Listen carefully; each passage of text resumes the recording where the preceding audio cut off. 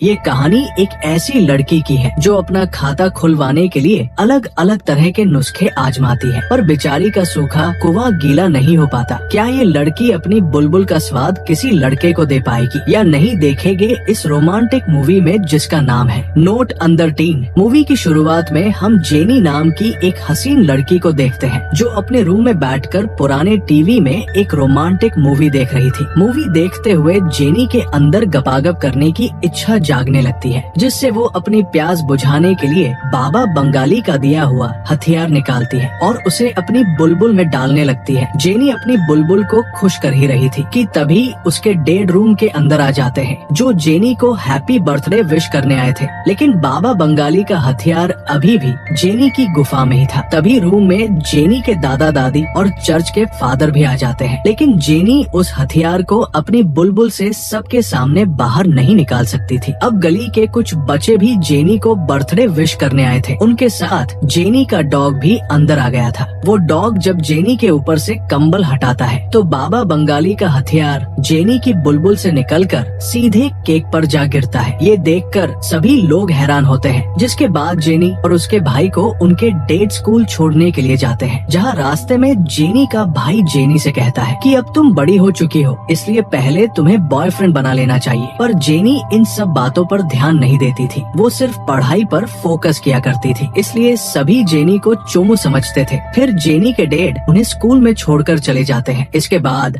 हम स्कूल में जैक को देखते हैं जो पूरे स्कूल में फेमस था और स्कूल की सारी लड़कियां जैक के ऊपर मरती थी, पर जैक किसी भी लड़की को भाव नहीं देता था। दूसरी तरफ जेनी के पास रिकी नाम का लड़का आता है जो काफी टाइम से जेनी को प्यार करता था, इसलिए आज भी रिकी जेनी का बर्थडे गिफ्ट लेकर आया था। पर आज भी जेनी रिकी के प्रपोजल को एक्सपेक्ट नहीं करती और वहाँ से चली जाती है। वही स्कूल में हम जेनी के भाई को देखते हैं जो अपने नल्ले दोस्तों के साथ था। जेनी का भाई अपने दोस्तों को बताता है कि अब उससे सब्र नहीं होता क्योंकि उसका चेतन अब किसी की बुलबुल में जाने को बेकरार है, इसलिए अब उसे किसी लड़की के साथ जोरदार तरीके से पलंग तोड़ करना था। तभी उसकी नजर सामने से आती हुई अमांडा के ऊपर पड़ती है जो कि दिखने में एकदम पटाखा थी। अमांडा को देखते ही जेनी का भाई सोच लेता है कि इस लड़की की बुलबुल को तो मैं ही अपने छोटे चेतन से पानी पिलाऊंगा। दूसरी तरफ हम जैक को देखते हैं जो अपने बेरोजगार दोस्तों से बातें कर रहा होता है। तभी निया नाम की हॉट लड़की जैक के पास आकर उससे गपागप करने की बोलती है, क्योंकि निया वैसे तो जैक की सौतेली बहन थी, पर उसको तो जैक के हथियार से अपनी गुफा में धमाके करवाने थे। लेकिन जैक उसकी गुफा में धमाके करने से मना कर देता है क्योंकि जैक पहले से रिलेशन में था। तभी जैक के पास उसकी जीएफ लैला भी आ जाती है जो जैक से अकेले में बात करना चाहती थी, इसलिए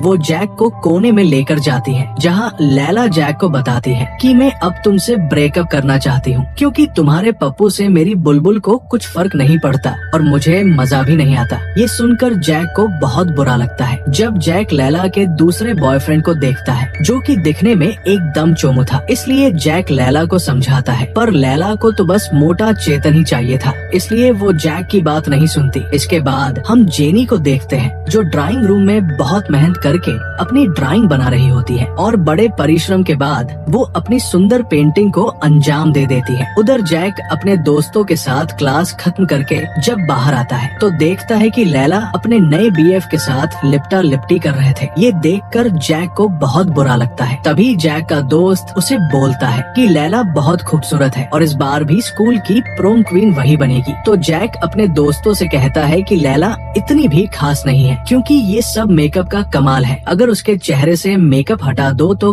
कद्दू जैसी शक्ल हो जाएगी। और रही बात प्रोम क्वीन की, तो वो तो मेकअप करके कोई भी लड़की बन सकती है। तो उसका दोस्त जैक से शर्त लगाता है कि अगर तुमने स्कूल की सबसे चोमू लड़की को स्कूल की प्रोम क्वीन बना दिया तो तुम शर्त जीत जाओगे। तो जैक भी इसके लिए मान जाता है। अब सभी मिलकर जैक के लिए स्कूल की सबसे चोमू लड़की को ढूंढने लगते हैं। तभी उन्हें सामने से जेनी आते हुए दिखाई देती है। तो जैक का दोस्त जैक को जेनी को स्कूल की प्रोम क्वीन बनाने की बोलता है। जैक जेनी को पटाना तो नहीं चाहता था, लेकिन अब उसने अपने दोस्तों से शर्त लगाई थी, इसलिए वो मान जाता है। फिर हम जेनी को क्लास में देखते हैं जहाँ जेनी का प्रेमी यानी कि रिकी सभी क्लास वालों के सामने पोएम सुनाकर जेनी से अपने प्यार का इजहार करने लगता है। दूसरी तरफ हम स्कूल में हम जेनी के भाई लुलू को देखते देखते हैं जो अपने आवारा दोस्तों के साथ लड़कियों को ताड़ रहा होता है और अपने दोस्तों से डिस्कस करता है कि कैसे हमारे छोटे चेतन को किसी की गुफा की सैर कराई जाए। तभी उन्हें एक आइडिया आता है और एसी की पाइपलाइन में छुपकर लड़कियों देखने लगते हैं, जिससे इन्हें आनंद की प्राप्ति हो रही थी। लेकिन अचानक इन तीनों के वजन की वजह से एसी की पाइपलाइन टूट जाती है और ये सीधे जैनी की क्लास में आ टपकते हैं। जब पूरे स्कूल में इन तीनों की हरकत के बारे में पता चल जाता है तो लुलू और उसके दोस्तों को पनिशमेंट दी जाती है। इसके बाद जब स्कूल में लंच होता है तो जैक अपनी शर्त के मुताबिक जैनी के पास आता है और उसे अपने साथ डेट पर चलने का ऑफर करता है। बट जैनी जैक से पूछती है कि अबे नल्ले, तूने पिछले 6 सालों से मुझसे बात तक नहीं करी और आज तू मुझे एकदम से डेट पर चलने की बोल रहा है। लेकिन जैक उसे अपनी शर्त के बारे में नहीं बताता तो जैनी उसके साथ डेट पर जाने से मना कर देती है।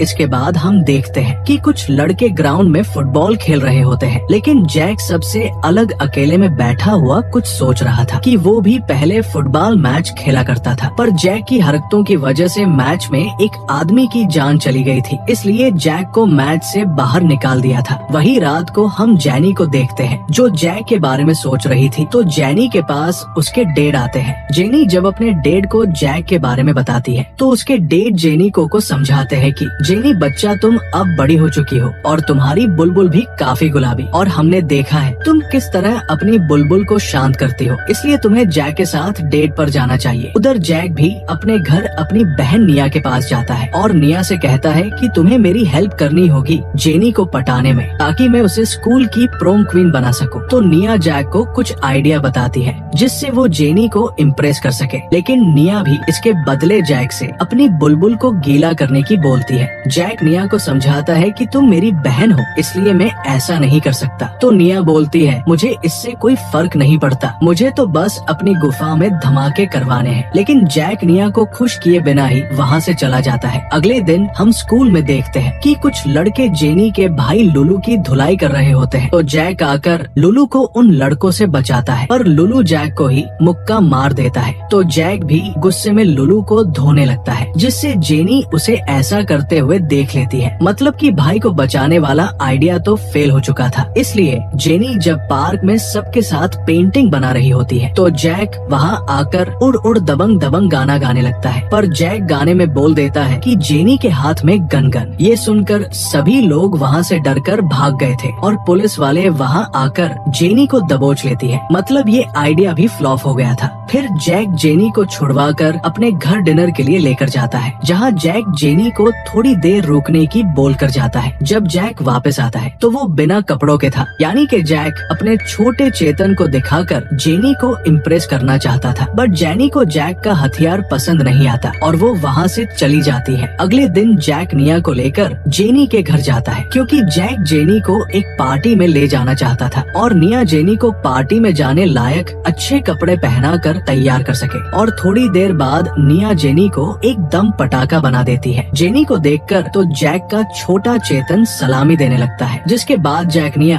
और जेनी तीनों एक साथ पार्टी में जाते हैं, जहाँ सभी लोग जेनी का हॉट लुक देखकर चौंक गए थे, क्योंकि जेनी आज एकदम गर्म मसाला लग रही थी। इसके बाद जेनी पार्टी में दबाकर ड्रिंक कर लेती है और बाहर जाकर उल्टी सीधी हरकतें करने लगती है। जैक किसी तरह जेनी को संभालता है। तभी वहाँ पर लैला आ जाती है, जो पार्टी में सबके सामने जेनी का मजाक उड़ाने लगती है, जिससे जेनी रोते हुए पार्टी से चली गई थी। अब रात को जैक जेनी को मनाने के लिए उसके घर जाता है, जहाँ बातें करते हुए दोनों के बीच नजदीकियाँ बढ़ती है और वो दोनों एक दूसरे को किस करने लगते हैं। लेकिन किस करते वक्त दोनों की टाइमिंग नहीं बन पाती, तो ये किस का काम किसी और दिन के लिए छोड़ देते हैं। अगले दिन जेनी स्कूल में रिकी के साथ बैठी होती है, तो जेनी के पास जैक आकर उसे अपने फुटबॉल मैच में आने के लिए बोलता है। अब जेनी भी जैक को चाहने लगी थी, इसलिए वो जैक के मैच में जाने के लिए मान जाती है। दूसरे दिन जब मैच चल रहा होता है तो जैक नल्लो की तरह एक साइड में बैठा हुआ था। अब जैक की टीम मैच को बुरी तरह से हार रही थी, क्योंकि उनके एक भालू को चोट लग गई थी। इसलिए कोच को मजबूरी में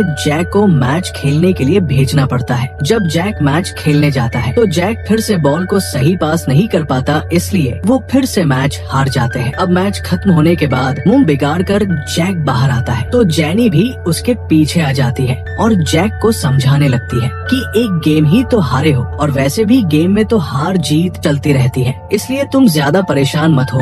वो दोनों आपस में बातें कर ही रहे थे कि तभी वहाँ जैक का फ्रेंड आ जाता है जो मैच हारने के दुख से जैक से बोलता है कि आज हम तुम्हारी वजह से मैच हारे हैं, इसलिए मैं जेनी को सब कुछ बता रहा हूँ। और वो जेनी के कानों में कुछ फूस फूस करने लगता है। अब जैक को लगता है शायद उसने शर्त के बारे उसे बता दिया होगा, तो जैक खुद ही अपनी शर्त के बारे में जेनी को बताने लगता है क्योंकि अब जैक भी जेनी को पसंद करने लगा था। अब शर्त की बात सुनकर जेनी वहाँ से रोते हुए भाग गई थी। जैक का दोस्त जैकी बताता है कि मैंने जेनी को कुछ भी नहीं बताया था और पकड़ू तूने उसे सब कुछ सच बता दिया, लेकिन अब क्या ही कर सकते थे। आने वाले कुछ दिनों जैक और जेनी दोनों आपस में नहीं मिलते, लेकिन वो दोनों एक दूसरे को बहुत मिस कर रहे होते हैं। अब वो रात आ चुकी थी जिसके लिए जैक ने शर्त लगाई थी, यानी कि प्रोम क्वीन चुनने वाली पार्टी, जहाँ जैक का फ्रेंड जेनी को अपने साथ लेकर आता है और जैक अपनी सौतेली बहन निया के साथ। उसी पार्टी में जेनी का भाई और उसके दो नल्ले दोस्त भी होते हैं जो बस किसी की लेने की सोच रहे थे। तभी जेनी का भाई हिम्मत करके अमांडा के पास जाकर उसे लेटर दे देता है। पहले तो अमांडा उस लेटर को पढ़कर उसके साथ गपागप करने से मना कर देती है और जेनी के भाई से बोलती है कि मैं बस तुम्हारा लॉलीपॉप का स्वाद ले सकती हूँ, जिसके लिए अमांडा उसे अपने साथ ले जाती है। उधर जेनी जैक के फ्रेंड के साथ डांस करने लगती है। ये देख जैक भी निया के साथ डांस करने लगा था। दोनों एक दूसरे को जलाने की कोशिश कर रहे थे। तभी जैक की सौतेली बहन जैक को किस कर लेती है, जिससे जेनी को बिल्कुल भी अच्छा नहीं लगता और वो वहाँ से चली जाती है। थोड़ी देर बाद स्कूल के प्रिंसिपल पार्टी में आकर प्रोमी क्वीन और प्रोम किंग का अनाउंसमेंट करते हैं, जहाँ प्रोम किंग तो जैक को बनाया जाता है। अब बारी आती है प्रोमी क्वीन की, तो लैला सोचती है कि उसको ही प्रोमी क्वीन बनाया जाएगा, लेकिन ऐसा नहीं होता और दो लड़कियों को प्रोमी क्वीन बना दिया जाता है, जिससे वो लड़कियां जैक के साथ चिपका चिपकी करने लगती है। ये देख जेनी वहाँ से जैक के फ्रेंड के साथ निकल जाती है, तो जैक भी जेनी को ढूंढने के लिए उसके पीछे जाने लगता है। तो बीच में जैक का कालू फ्रेंड उसे बताता है कि जेनी होटल में अपनी बुलबुल को गीला करवाने के लिए गई है। तो जैक जल्दी से भागते हुए होटल पहुंचता है, जहां जाने के बाद जैक को पलंग तोड़ने की जोर जोर से आवाजें आ रही थी। वो जब अंदर जाकर देखता है तो उसकी एक्स जीएफ लैला और उसका दोस्त पलंग तोड़ रहे होते हैं और जिसको लैला ने बीएफ बनाया था वो उनका वीडियो बना रहा था। जैक गुस्से में आकर तीनों को मुक्का मारकर वहाँ से जेनी को ढूंढने के लिए निकल जाता है और सीधे जेनी के घर पर जाता है, जहाँ पर जेनी के डैड आर्मी वाले बने हुए थे। जेनी के डैड जैक को बताते हैं कि जेनी पेरिस जाने वाली है और वो अभी तो एयरपोर्ट पर ही होगी। तो जैक जल्दी भागकर एयरपोर्ट पर जाता है और जेनी को ढूंढकर एक फुटबॉल से उसके सर पर मारता है, जिससे जेनी रुक जाती है और जैक जल्दी से भागकर जेनी के पास जाकर उसे अपने दिल की बातें बताने लगता है, जिसे सुनकर जेनी का भी दिल धड़क उठता है और वो पेरिस जाना कैंसिल कर देती है। और आखिर में दोनों वही सबके सामने एक दूसरे को किस करके अपने प्यार को आगे बढ़ाते हैं। और इसी के साथ इस मूवी की हैप्पी एंडिंग हो जाती है। आपको मूवी कैसी लगी कमेंट करके जरूर बताएं।